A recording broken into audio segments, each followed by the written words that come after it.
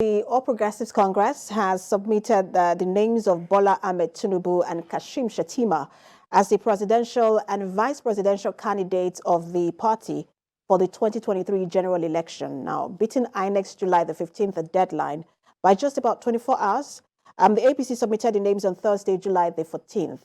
This has put to rest speculations that Tinubu might swap Shettima for a northern Christian, following the criticisms that is trailing the choice of the former governor. But those criticisms haven't died down, as the Christian Association of Nigeria and some other notable Nigerians insist that a Muslim ticket is unfair to southern Nigerians and just Christians in general, and only spells doom. Is this really the case, or is it time to do away with religion in our politics and governance? Now I have in the studio a senior advocate of Nigeria, Babatunde Ogala. Good to have you join us. Thank you very much. Good afternoon, viewers. My pleasure to be here. So let me get your thought, because this has really been one of the most, I said earlier, just before the break, that it's still one of the biggest stories in Nigeria today. Still, everyone is still talking about it, quite controversial. But let me ask you, what you make of that ticket, Asiwaju Bola Ahmed Tinubu and Kashim Shettima, and the controversy that now surrounds it? Well, let me quickly say here, I'm a member of the APC. I head the Directorate of Legal for the Tinubu campaign. So basically, I'm sorry to interrupt you. You're going to wear two hats for us today. Yes. A political and a legal one. So people know my position clearly, and the caps, like the caps you have decorated me with. First, let's take the legal. By the choice of the presidential candidate, and I want to note, the presidential candidate in the presidential contest, the primaries of the party, there was no religious prescription. There were Christian aspirants and Muslim aspirants. Senator Bola Ahmed Tinubu happened to have emerged the winner on merit. It had no religious coloration. It had no ethnic coloration. Because in that contest, there were northern candidates in Ahmed Lawan, the Muslim. There were the likes of Vice President Yemi Osinbajo, a Christian, Borofis, Rocha Zokorocha, David Umahi, Ogbonayanu. This had no religious coloration. It was not said that the presidential candidate was being zoned to any religion. So, having said that, a candidate had emerged from the south of Nigeria. It could have been from the north, and specifically from the northwest. Now, we then look back at the strength of the party. The candidate did extensive consultation, and the party, the leadership, in their wisdom, along with the party, looked at the possibility of those who could win it the elections. Please note again, in the choice of the presidential candidate, there was no religious call. It is about winning the elections. Is it about offering leadership to the country? And in the opinion of the leadership of the party, and they looked at all the indices, and they realized that Senator Kashim Shettima is the best at this time for this party to win the forthcoming elections. They realized that is one that will give the candidate some elements of support and the dynamism that the leadership of the country deserves. Because here we are talking about building leaders that can take the country out of the dire straits, and not building religious leaders and whipping up religious sentiments. Because if we feel strongly about this position, we should have insisted on a person of a particular religion being the presidential candidate. So there is that no. Was not the situation. But let me just again. Okay. I know you just wear your political hat. The legal hat. I just want to ask you: is there any part of our constitution that insists that? In fact, I will take you straight. One has to come from this north, and the other has to come from the south. I've read this argument all over. People, some have even said, with all respect to such persons, in ignorance, that it violates the principle of the federal character. And I ask myself, how? Objective principles of the state, clearly stated in Section 14 of the Constitution, makes no reference whatsoever to religion. It talks about ethnicity, federal character, as I said, ethnicity, spread, states, even sometimes gender. Nowhere was religion mentioned. In fact, if anything, the Constitution clearly stated that the country is a secular state and nobody should be discriminated against based on his religion. Then in Section 15, it is the same. So where people now come up with this violation of the Constitution, not to a Muslim, not to a Christian, it is nowhere. So the APC candidature has not violated any portion law of the Constitution. Well, let me in any ask way. you. And if you talk about federal character principle, I think this is one that has really espoused that federal character. But Why do I say that? Let me finish. Because of the time I have. I just need to say this. Asiwaju Tinubu, the presidential candidate, is of the major ethnic group, the Yoruba. And he has picked a minority, which Shetima is. He's a Kanuri. The only candidate of the three major you're talking about that has even thought of picking a minority. If nothing else, all minority tribes in this country should see the wisdom in that choice and see it from that perspective. Because we look at only one, so those who are from just critical, one side of the prism. At, but let me even look at the narrow. Let me ask you, because I really want to show this. You mentioned the issues around providing leadership, and that should be our focus. But what about those who say, look, leadership itself starts with the sensitivity or the ability to go with a national mood. That a leader must be sensitive to the national mood, and that this ticket is insensitive to the national mood. What national mood? I've just told you. Are we thinking of the sensitivity of the minorities? I am a Christian. No? I am a Christian. So the fact that some are vociferous in some section does not mean they represent the view of all Christians. That is not so. There are too many Christians in APC. Yes, we've had about 3 persons saying they are pulling out of the party. About 3 out of the hundreds of thousands and millions of members of the party. About 3 have come out. But is that representative of the opinion of the generality of APC members? And beyond that, the fact that some are vocal on national in the news does not mean they represent the views of those who are not speaking up.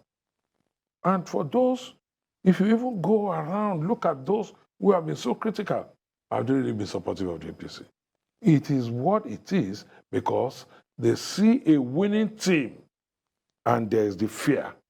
First, it was Tinubu. The moment Tinubu emerged, the dynamics changed. In fact, from the day he declared that he wanted to aspire to be president, he became the issue in Nigerian politics. When he emerged, everything was done. People threw all manner of bricks to make sure he did not emerge. Then he emerged. Again, they started with him. Then when he now brought his joker of bringing a cerebral, tested person as his running mate, a very cerebral man, a detribalized, I even call him a Lagos boy, Shetima, a banker, who has also been tested in the theater of war in this country. In Borno, he held his own in the face of Boko Haram. He held his own. But you've seen videos that question his ability, the role he played, and his ability to handle that. But no one has really. The biggest issue here, Senior Advocate of Nigeria, is the fact that people are saying, look, this is not right for the time that we are in. But let me ask you, and that's what I'm going to, majorly you see that on social media. But how easy is it for the APC to sell this ticket? bearing in mind that the Christian Association of Nigeria has said, look, we do not want a Muslim ticket. The Christian Association did. They held a meeting. But hold on. They held a conference, a congress. They had released a statement to say they do not want a Muslim. In fact, way before this ticket was even announced, they had mentioned that. Yes, Ayokuni mentioned that. He did. That's the CAN president. And some other members have also said, we did not send you on that errand. Hold on, just a minute. And then there's also another question of that this ticket has also left the Northern Christian bloc up for grabs for anybody. Yes. That it has now alienated those at the Northern Christian bloc, and that look now, they might just then decide to go with another party and not your party. Well, I hate to discuss religious politics. It's nauseating for me as a person because I've never believed in it. I've never believed in all this religious divide. I, for one, I have Muslim blood in my stream. So how do I even, I'm a Christian, like I said. When you try to know that I even have a Muslim name, my grandmom was born Muslim.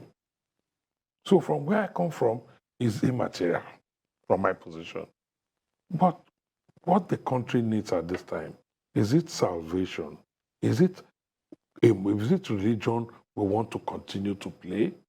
I don't want to go back to 1992-93, where a Muslim ticket overwhelmingly won. And some people are saying the circumstances are not the same. It's because we want to send the military away. Why are you not talking about now that, okay, because we see a team that want to help us curb insecurity and also want to put the economy back on a path of prosperity?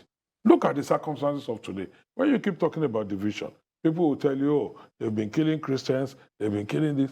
Who has not been killed by Boko Haram and ISWAP? In Katsina, in Zamfara, in this Borno we talk about, who are they killing in Sokoto? Who are the majority? ISWAP, Boko Haram, they know their own brand of Islam. The Sultan of Sokoto, the head of Islam in this country, has come, all the Muslim Islamic clerics have come out and say, Islam is a religion of peace. So what more conviction do we need that we continue to play up when it is convenient? And I call it convenient. Isn't it politicians who play it up when it is convenient? Look, I'll tell you, a presidential candidate today, I remember a few years ago, there used to be a Dr. Dati Ahmed, who was chairman of Supreme Council for Sharia in Nigeria.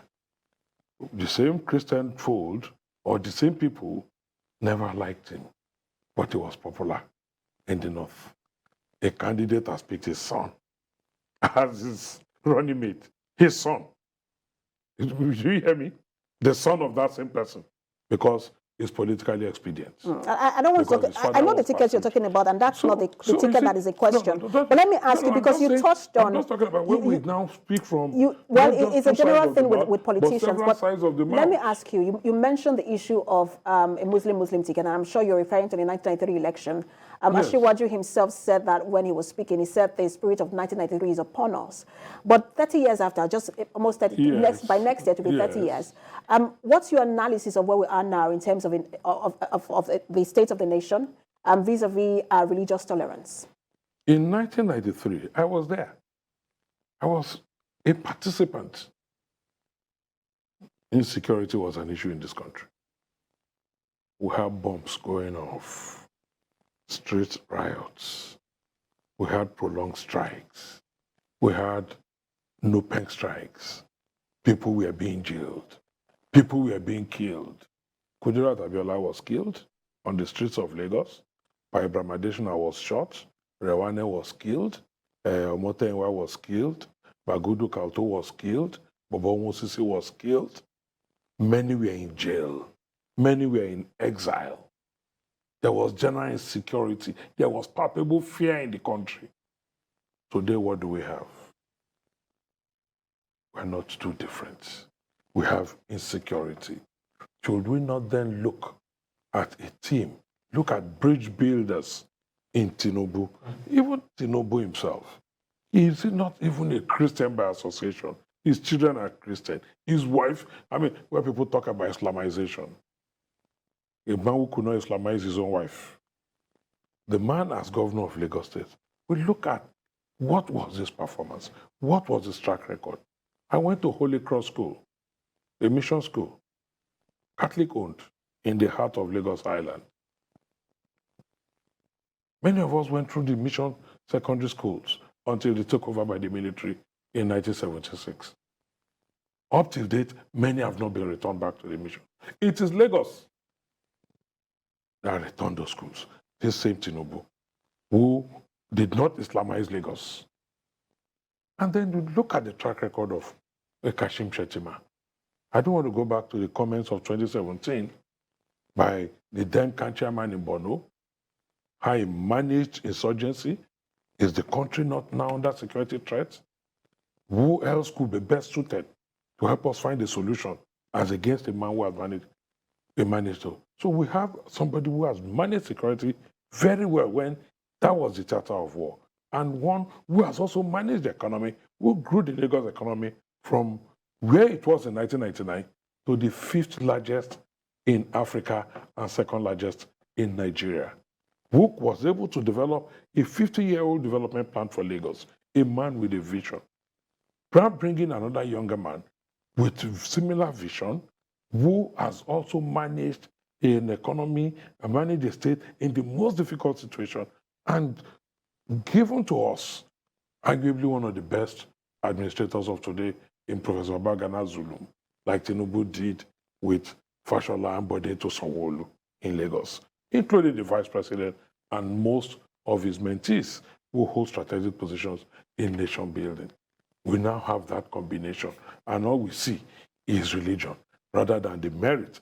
Nobody is talking about their capacity to do the job. At least nobody has said. I don't think anyone has questioned that, but nobody has questioned that. Let's talk So about the of the building our country. But do you think that for securing it? those who have a lived experience of insecurity in this country, for those who every day as they sleep at night are wondering whether it is your last day, and some people will say some of these things are religiously motivated. It is insecurity. Insecurity is insecurity. Insecurity is insecurity. But do you think that their fears are valid in terms of balance and representation? That is why I have asked this question.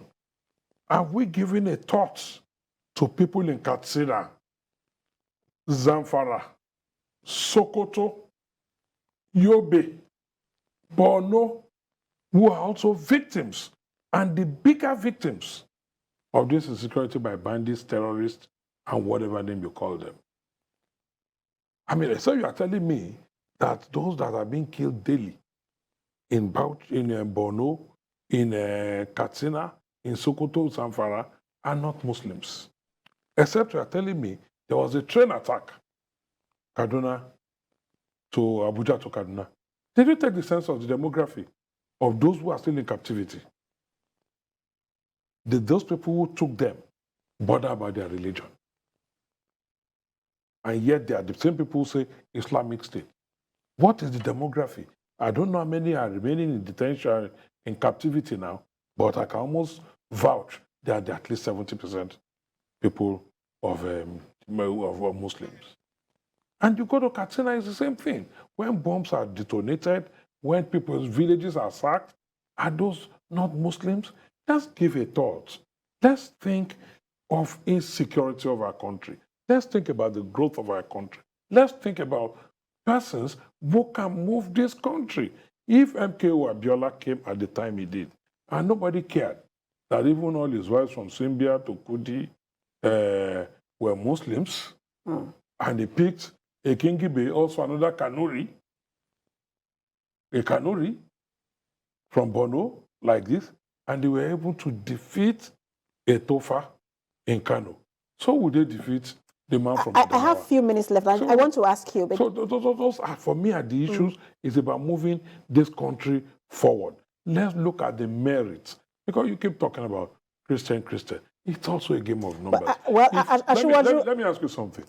If, let's assume for a minute, a Christian northerner had emerged as candidate of a political party, and they zone the vice presidency to a River State or Anambra or Enugu, where would you find that Muslim? Well, I'm sure these issues would have also come up, but I have a few minutes left, and I just want to ask you, Asiwaju himself is resolute on his decision. or the decision of the party, as it were. The names, those names have been submitted. I don't think there is a going back for him. The deadline is gone. Because you said it's a winning formula for the party. Formula, yes, but and let's talk about whether you think that these issues are likely to die down in the coming weeks, or that if we have any case of insecurity, that, again, people will whip up these sentiments. Where do you think that this issue stands? In fact, does it stand in the way of the chances of the party? As you speak, I think I read somewhere that some Catholic priests were also abducted yesterday. Those priests were abducted maybe for the money the abductors want. They didn't see their religion. So who is talking about that? A few days ago, it was said that there were some attacks in some parts of Katsina, and about 40-something were killed. Why is nobody asking what the religion of those persons? The insecurity we have in Nigeria today knows no religion. And I keep saying, and I say again, let us take a census of the victims along religious lines. We should think more of humanity. We should think more of how we want to rescue our country. We should think more of the capacity. Nobody is talking about what Shettima did in sadly, the national conversation has been reduced to religion. It's sad, but national conversation. It's sad, but that's where we are. The few people are playing it up does not mean it is all of us. It's not just, my time is up, but it's not just, even in other state elections, these issues come up. It's not just, in this, that's where we are, and it's sad that that's where we are. But we have to leave it here. I wish we could talk about the whole suits coming from the PDP on placeholder. You are a lawyer. I want to ask you about that. But I'm doing that matter. It's a time waster. That suit is a time. I'm the lawyer in that matter. I will see how you play that up. Thank you so much for talking to us, Senior Advocate of Nigeria, Babatunde Ugala.